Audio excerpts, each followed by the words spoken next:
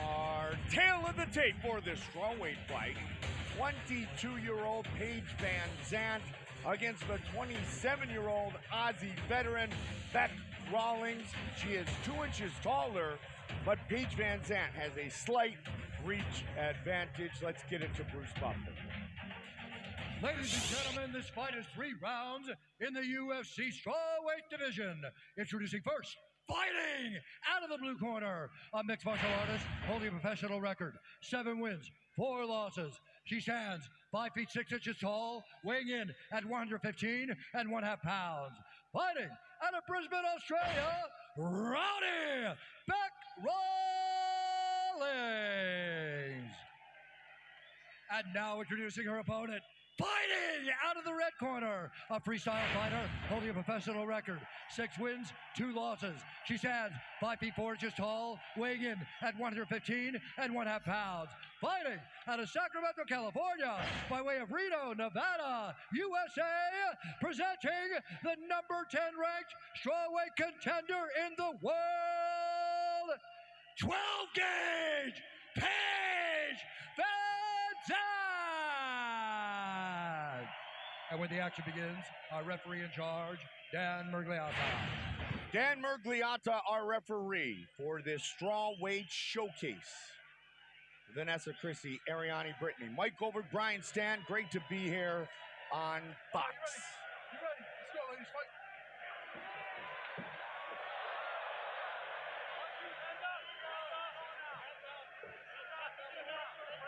Blue trunks for Paige VanZant, white trunks for Bec Rawlings. So Bec Rawlings is expecting Paige to want to close distance and pressure. Feels like that will really walk right into Bec striking in her game plan. However, when I spoke to Paige, she said the game plan early is to kick and stay on the outside, not crash and wait till round 2 to really press the action and look for the clinch and get her game going, which is a very clinch-heavy, take their opponent to the ground and grind them. Nice combination there for Bec Rawlings. Paige VanZant has always been about aggression, Brian, and a diverse arsenal. Was not a good night for her against Rose Namajunas. No, she fought up a couple levels. Rose is on really just a totally different level in terms of her grappling, her striking. But Paige is working and all that, but obviously had a significant break for Dancing with the Stars. Yes. Which did lead to a shortened training camp. She said she just missed the grind of being a fighter. And then I asked her if the fame got to her at all, and she said training in Sacramento is great because it's just an area where she doesn't have people coming to the gym trying to see her all the time. It's really a city where she's allowed to train and progress. And her coach, Justin Buckles, is happy with her progression for this training camp. Justin said she's really settled in. She wants to improve every day. She said, when I first got into the UFC, I was just tough. Now I'm turning into a fighter, and Bec Rawlings is all about being a fighter. And she goes body in another big combination. Bec worked a lot on separating from the clinch, and you can see it right there. Move backwards, separate from the clinch, does not want to be there with Paige VanZant. And Bec, who's on the best run of her career right now, starting to get much more technical. You can see a lot of the things her coach and her teammates in Alliance are working on. Footwork, good combinations, integrating all of her techniques, wrestling.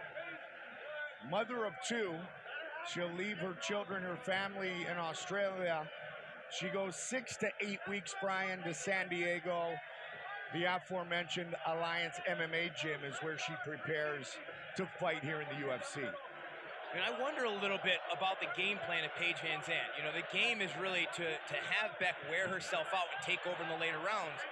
But if you stay on the outside kicking, are you making Bec Rawlings work enough? We'll have to find out. You know, we've seen Bec fade before. She worked a lot of conditioning for this camp. But is this enough? Is she forcing Bec to work enough to get her tired in round 2? And you bring that up because conditioning was a factor even in victory with her win in Brisbane back in March. As she pushes forward with the combination. She did mention, though, she had a bit of a hip injury, Brian, and so it altered her training and preparation. But she had the win. Man, a flurry by Bec Rawlings. But again, Beck is fighting at her pace right now. She stalks and she throws when she wants to throw. Paige really not initiating much at all. No, right hand, go. Don't wait. She comes forward to right hand. Eric Del Fiero, the leader at Alliance Again, 1, MMA, one of the best in the business. 1, 2, 3, 2 back. Jessica Penne, also in the corner of Rawlings. Hey, you back. You. Don't let her get offensive. We don't have to move back. We don't have to move back. Rhythm, feints. Here we go. 3-2 there. Now, 3-2. Don't move back, Beck. Don't move back.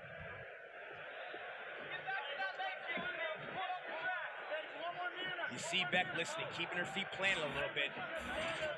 Her coach wants her to bait Paige VanZant in and counter like she is now, but now she's trapped in the clinch. That's more of what Paige needs to do. Force these types of engagements to wear Beck out, if that's her game plan, if she wants to test the cardio of Beck Rawlings. Paige coming in with some flying knees and spins and kicks. Hasn't really scored yet, though. And there's only 30 seconds left in round number 1. Just a real traditional attack, Brian, from Beck Rawlings. Absolutely. And, you know, the game plan of Paige may have she taken got off. Best combination of the night so far for Paige VanZant. Caught her Very there. nice. 15 seconds.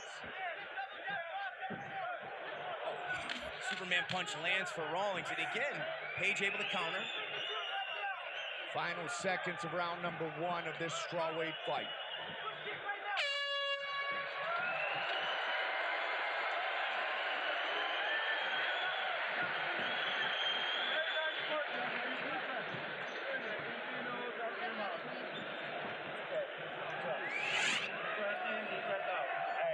You know you can hit it with whatever you want in there.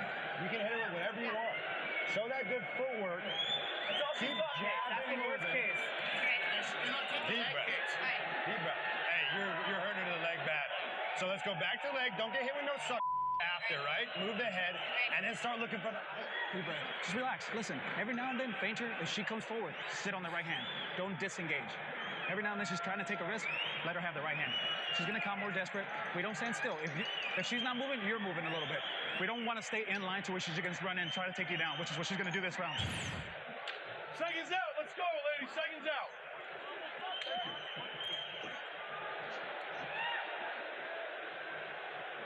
Justin Buchholz said to Paige VanZant, the leg kicks are hurting her, but don't get caught up in the stop, he got the jump. Don't engage in that. Get in, get out, do your damage. And the junk, he wants her to get away from some of these flying and spinning techniques and get more down to more traditional combinations that she's at. Oh, she rocked her! On cue! Looking to finish this, but it is all over! Paige VanZant! How good was that?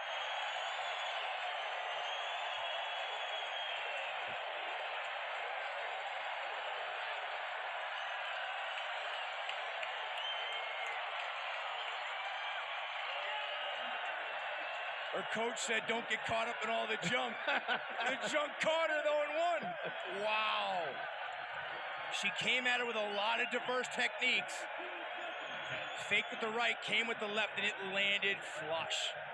Wow, what a finish. Look at this. Boom. Fakes with the right, comes right over Beck Rawlings' right hand and smashes. I mean, totally threw her off with this style of game plan. We always see Paige VanZant engaging in the clinch, making a gritty fight. Tonight, shows off her striking skills, and really was very unorthodox. Hard to get her timing. Comes up, fake, boom, bam. Wow. And she showed in her dancing how much dexterity she has. What an athlete. Well, no disrespect to Lyoto Machida or Stephen Thompson, but this is the new Karate Kid, at least for now, with the jumping switch kick that leads to the finish. Official decision coming up next. To make it official, Bruce Buffer. Ladies and gentlemen, referee Dan Murgliata has called a stop to this contest at 17 seconds of round number 2. Declaring the winner by knockout, 12-gauge Paige VanZant.